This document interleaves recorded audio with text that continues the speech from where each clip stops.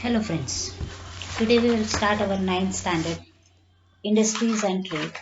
In that we have seen the different industries their works and when they started and where from that.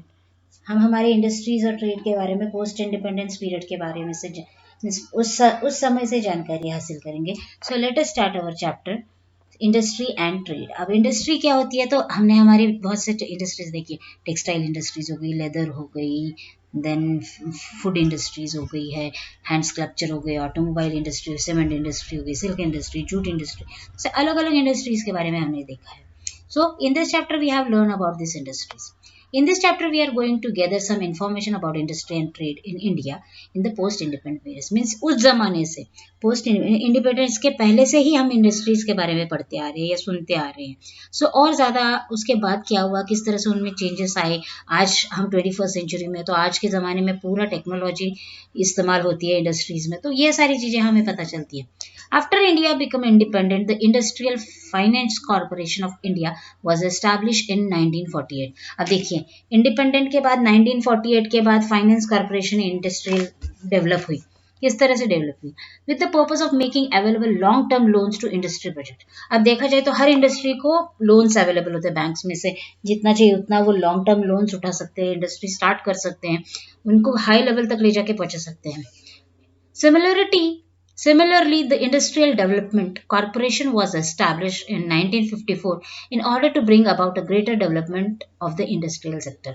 और देखिए 1954 के बाद industrial development इतना तेजी के साथ हुआ, बहुत ज़्यादा इंडस्ट्रियल सेक्टर्स में डेवलपमेंट हुई. Now some industries in India. अब इंडिया में जो इंडस्ट्रीज है उनके बारे में हम पढ़ेंगे. बहुत सी है. टेक्सटाइल मिल है, गुजरात कपड़ों के लिए फेमस है, देन राजस्थान हो गया, देन जोधपुर हो गया जूतियों के लिए, टेक्स लेदर के लिए हो गया, ऑटोमोबाइल अब की जैसे कि, तो ये सारी चीज़ें, आईटी सेक्शन हो गया, तो ये सारी कह सकते हैं हम सीमेंट फैक्ट्रीज, ये सब इनके बारे में हम पढ़ेंगे. Okay. So textile industry. The textile industries from 14% of the total industrial production. 14% textile industries पे डिपेंड है. It's include the power looms and the handloom industries. देखिए पावर लूम्स, हैंडलूम इंडस्ट्रीज. अब हैंडलूम्स बड़े बड़े इंडस्ट्रीज है. So the handloom industries are a labor incentive according to the Textile Committee Act 1963. अब देखिए according to the textile committee. अब textile committee हमने मिल के बारे में पढ़ा है. देखिए हमारे सेकेंड थर्ड चैप्टर में मिल मजदूरों के बारे में भी हमने पढ़ा है, किस तरह से प्लांट जो थे फायर, उसके बाद टेक्सटाइल मिल कहाँ स्टार्ट हुई, कैसे स्टार्ट हुई, वर्कर्स के इशू से लेके, तो हमने ये उसके बारे में भी हमने हमारे चैप्टर नंबर 4 में मीन्स इकोनॉमिक डेवलपमेंट में पढ़ा है. राइट. सो और वो एक्ट 1963 में आया. A textile committee has been established. और 1963 में टेक्सटाइल कमेटी एस्टैब्लिश हुई, में स्थापना हुई. This committee set the quality standard for textile manufacturing for sale in the internal market as well as for the export. और इस कमेटी ने क्या किया, इस कमेटी ने जो मैन्युफैक्चर होता है प्रोडक्ट, जो प्रोडक्ट बनता है उसे किस लेवल पे किस तरह से बेचा जाए, उसको किस तरह से, उसकी क्वालिटी का सेटअप किस तरह से हो, वो उसका एक्सपोर्ट कैसे हो, इसके बारे में ध्यान दिया. Now we can go for our silk industry. अब सिल्क इंडस्ट्री देखी जाए तो सिल्क के कपड़े सभी को पसंद है. This industry functions under the ministry of textile. अब ये इंडस्ट्री जो है सिल्क इंडस्ट्री, ये भी मिनिस्ट्री ऑफ टेक्सटाइल के अंडर ही फंक्शन करती है. The research about the species of silk worm and mulberry trees is done in the sebrotic research laboratory at Bengaluru. अब बेंगलुरु में ये लेबोरेटरी है जहाँ पे वो ट्री है जिसपे सिल्क वॉर्म सिल्क छोड़ती है, जो मीन्स सिल्क का धागा देती है हमें. This industry is primarily in the state of Karnataka, Andhra Pradesh, West Bengal and Jammu Kashmir. Now it is begin spread in states with paramountly predominantly tribal populations also. Tribal populations के लिए भी ये स्प्रेड हुआ है अभी. अब जूट इंडस्ट्री. अब जूट देखा जाए तो देखिए जूट की बैग्स बहुत से चीज़ों के लिए इस्तेमाल होती है Jutes. India is the top ranking country in jute production. हमारी जो इंडिया है टॉप की रैंकर है जूट प्रोडक्शन के लिए. India is a major exporter of the jute product. और जूट प्रोडक्ट हमारी इंडिया से एक्सपोर्ट भी किए जाते हैं. We get a cloth, sack cloths and rope from jute. देखिए जूट की रस्सी, जूट के चेयर्स वगैरह भी बनती है, बहुत सारी चीजें, कपड़े भी हैं जूट के. So these we have seen in our jute industries. Now do you know, ये आपके सिलेबस में, आपके चैप्टर में से वोमिट कर दिया गया है. नाउ हैंड क्लस्टरिंग, अब हैंड क्लस्टरिंग क्या होता है देखिए, this is a labour intensive craft, sculptures got employment due to the capacity of the craft to observe more craftsmen, small investment, more profit, preference to the export and possibility of earning more foreign exchange. अब देखिए जो sculpture है वो कैसे, वो intensive craft है जिसके through क्या होता है, मोर क्राफ्टमैन, जिसमें काम मिलता है, स्मॉल इन्वेस्टमेंट होती है, ज्यादा प्रॉफिट होता है, और तो और प्रेफरेंस भी दिया जाता है उसे, एक्सपोर्ट की पॉसिबिलिटीज होती है और एक्सचेंज भी किया जाता है, अर्न होता है उससे, ज्यादा से ज्यादा इनकम होता है। Several cities have a market mechanisms like Delhi, Delhi Hut, which enabled the craftsman from rural and then urban areas to get a market from their wares. और उनके लिए वो डेयरी वेयर का मार्केट भी होता है जिसे डेली हट की के नाम से जाना जाता है। तो ये सारी चीजें हम देख सकते हैं। We can go for automobiles industries. अब ऑटोमोबाइल इंडस्ट्रीज, व्हीकल इंडस्ट्रीज, आज के तौर पे देखा जाए तो लोगों को गाड़ियों का बहुत शौक है, तो हर अलग अलग व्हीकल्स के इंडस्ट्रीज के बारे में इसमें बताया गया। India is one of the major procedure of vehicles. Vehicles are exported to 40 countries from India. India से 40 कंट्रीज में ये व्हीकल एक्सपोर्ट होती है। The automobile industry is called the sunrise sector in India. अब ये ऑटोमोबाइल इंडस्ट्रीज हमारी India के sunrise sectors mean उगते सूरज के नाम से जाना जाता है। India tractor industry is the biggest in the world. अब देखिए ट्रैक्टर आपने देखा होगा, ट्रैक्टर इंडस्ट्री सबसे बड़ी है इंडिया की। 1/3 of the tractor manufactured world wide are produced in India. 1/3 भाग ट्रैक्टर्स का मैन्युफैक्चर्ड होता है हमारे इंडिया में। Tractor manufactured in India are exported to the Turkey, Malaysia and several countries in Africa. और तो और हमारे देश से ट्रैक्टर एक्सपोर्ट भी होता है, टर्की हो गया, मलेशिया हो गया, अफ्रीका हो गया, इन कंट्रीज को हमारे देश से ट्रैक्टर एक्सपोर्ट किए जाते हैं, right. Now we can go for a cement industry. अभी अंबुजा सीमेंट का नाम सुना है आपने, बहुत से सीमेंट है जिनके बारे में आप सुनते हो। तो सीमेंट इंडस्ट्री का भी बहुत बड़ा रोल है हमारे इंडिया के इसमें इंफ्रास्ट्रक्चर में। The role of the cement industry is important in the development of housing and infrastructure. This industry one of the most technologically advance.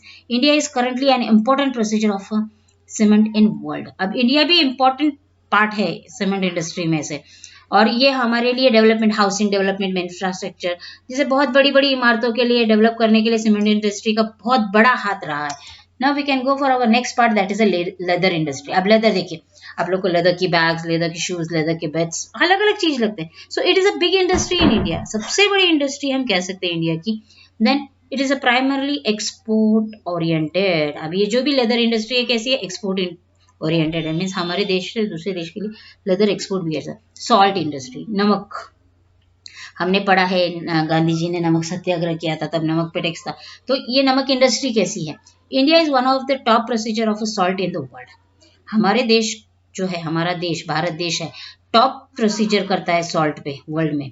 The annual production of salt in India is 200 lakh ton, 200 lakh ton का उत्पादन है salt का हमारे India में। The production of iodise salt is 60 lakh ton, और जो iodise salt है वो 60 लाख टन है, राइट। बाइसाइकिल इंडस्ट्री देखिए, अभी आज के दौर में अगर देखें तो बाइसाइकिल के रेट्स कैसे 8000, 9000, 10 जैसी चाहिए वैसी उस तरह की बाइसाइकिल आप खरीदते हो। So India is a leading procedure of bicycle in world. India अभी लीडिंग लेवल पे है बाइसाइकिल्स में। Bicycles are made in the state of Punjab and Tamil Nadu. The main center of bicycle manufacture in India is Ludhiana. India exports bicycle to countries like Nigeria, Mexico, Kenya, Uganda and Brazil. अब देखिए हमारी India से bicycles इन बाहर की देशों को export की जाती है, जैसे कि नाइजीरिया हो गया, मैक्सिको हो गया, केनिया हो गया, युगांडा हो गया, ब्राजील हो गया। तो इन देशों को हमारे देश से साइकिल एक्सपोर्ट की जाती है। Now khadi and village industry. अब खादी का कपड़ा अगर आप देखे हो तो the khadi and village industry commission was established to give imputes to industrialization in rural area। अब जो खादी उद्योग है वो रूरल भाग में ज्यादा उसको ये किया गया, इंडस्ट्रियलाइजेशन किया गया उनका। The main objectives behind the establishment of the corporation were to develop the traditional industries, handicraft, cottage industries, and to encourage industries that use the material and human resource available at the local level and make the villagers self-reliant by creating employment there। अब जो भी खादी उद्योग था, खादी उद्योग कैसा ग्राम उद्योग कहा जाता है जिसे, वहाँ के लोकल पीपल्स को भी जॉब मिलना चाहिए, एम्प्लॉयमेंट मिलना चाहिए, उनको सेल्फ रेंट मीन्स उनका जो भी है उन खादी उद्योगों पे डिपेंड होके उनका खर्चा चल सके, तो इसीलिए खादी उद्योग को भी डेवलप किया गया। Cottage level means industries, handicraft जो भी बनते हैं उनको एनकरेज किया गया, उनको बढ़ावा दिया गया, उनको और ज़्यादा मोटिवेट किया गया कि ये होने से वहाँ के लोगों को सेल्फ रिलायंट हो सकता है, एम्प्लॉयमेंट मिल सकती है विलेजेस को। सो ये सारी चीजें खादी और विलेज इंडस्ट्रीज ने की। नाउ एग्रीकल्चर, अब एग्रीकल्चर अगर देखा जाए तो भारत देश उन्नत देश है और जहाँ पे कृषि प्रधान देश कहा जाता है भारत को। In India, agriculture is the practices using traditional and modern method. Many agriculture tasks are performed using bullocks. Similarly, machines are being used in a different task like a plunging, sowing, harvesting, threshing, etc. अब देखिए, पहले हम लोग खेती कैसे करते थे, बैलों की सहायता से। अब हमारे पास ट्रैक्टर है, प्लोइंग मीन्स बोने के लिए, काटने के लिए, हार्वेस्टिंग के लिए, थ्रेशिंग के लिए डिफरेंट डिफरेंट मशीन्स का यूज किया जाता है। अभी हार्वेस्टर देखा होगा आप लोगों ने, गेहूं के लिए यूज होता है। The major occupation in India is agriculture and other task based on agriculture. अब देखा जाए तो एग्रीकल्चर सबसे बड़ा मेजर टास्क है हमारा, मीन्स मेजर ऑक्यूपेशन है हमारी इंडिया का, और उसी से मिला जुला दूसरा भी उद्योग किया जाता है, जैसे कि पशुपालन हो गया, दूध उत्पादन हो गया, हस्बेंड्रीज जिसे कहा जाता है।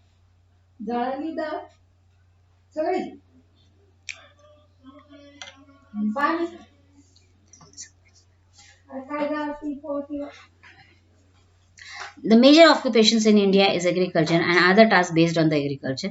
Agriculture and animal husbandries are practices in villages. 70% of Indian society depends upon a job related to agriculture and agriculture production. In this industry, the participation of women is equal to that of man.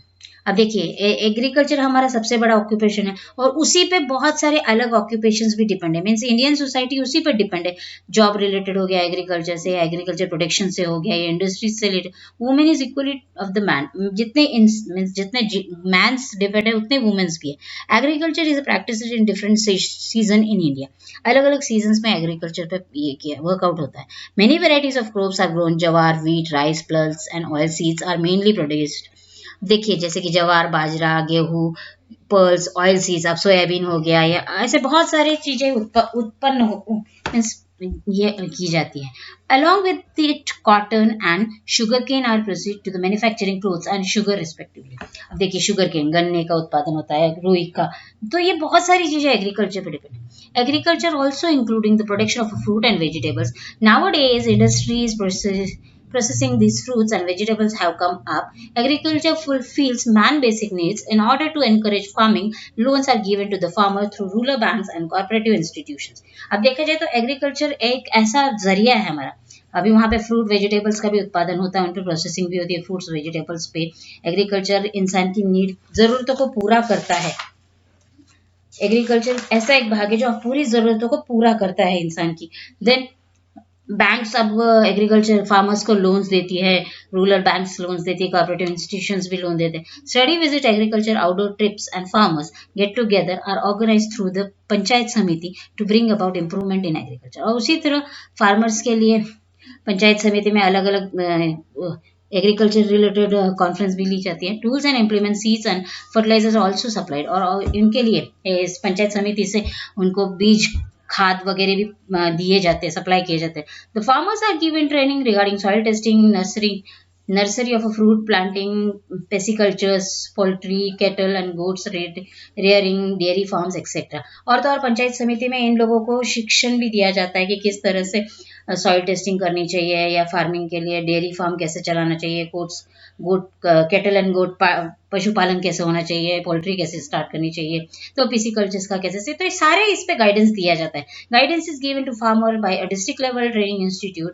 Financial help is given to the build warehouses for storing the farm procedures, और warehouse भी बनाए गए procedures के लिए। India is rapidly becoming independent in food grain productions and farming techniques. Modern technique like drip irrigations, organ farms are used for farming. अब देखिए, India इतनी develop हो गई है कि अभी इरिगेशंस मीन्स जो भी है फार्मर्स को अलग अलग न्यू टेक्निक्स का इस्तेमाल करके ड्रिप इरिगेशन, अभी देखिए स्प्रिंकलिंग वगैरह जो भी देखा है फार्मिंग में बहुत जगह पे इरिगेशंस का इस्तेमाल किया जाता है, ड्रिप इरिगेशंस का इस्तेमाल किया जाता है। तो ये सारी चीजों का इम्प्लीमेंट हुआ है हमारी एग्रीकल्चर में। Now we can go for a policy of central government. अब सेंट्रल गवर्नमेंट की क्या पॉलिसीज होती है?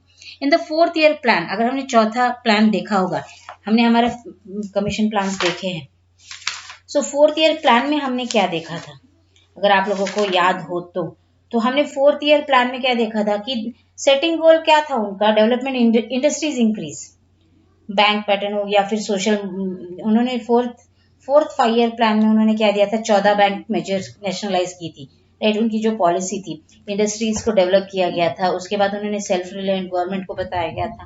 तो ये सारी चीजें उन्होंने 4th ईयर प्लान में, जो प्लान 1969 से 1974 तक चला था, तो उसमें उन्होंने pharmaceutical industries, paper industries, tractor industries, means industry को इंक्रीज किया था, उनकी स्पीड को, उनको इकोनॉमिक डेवलपमेंट दी थी, right. So, in the fourth 5 year plan, focus was placed on the paper industry, pharmaceutical industry, motor tractor industry, leather industry, wood textile industries, food processing industries, oil, sugar industries, etc. तो इनको उन्होंने develop करने के लिए किस तरह से इनको अटेंशन देना चाहिए, एस्टैब्लिश सोशलिस्टिक पैटर्न देना चाहिए सोसाइटी में, उनको किस तरह से डेवलप होना चाहिए, रेज होना चाहिए, तो ये सारी चीजें उन्होंने की थी। उनका गोल था उस टाइम का कि क्या प्लान होना चाहिए, गोल्फ सेल्फ रिलायंट होना चाहिए। According to the industrial licensing policy of 1970, industries को भी लाइसेंस की जरूरत होती है, विदाउट लाइसेंस इंडस्ट्रीज चलाई नहीं जाती है। तो 1970 में all those factories require an investment of more than 5 crore rupees were to be included as a heavy industries. 5 crore से ज्यादा इन्वेस्टमेंट वाले को हैवी इंडस्ट्रीज कहा जाता है। The big industrial houses and foreign companies were allowed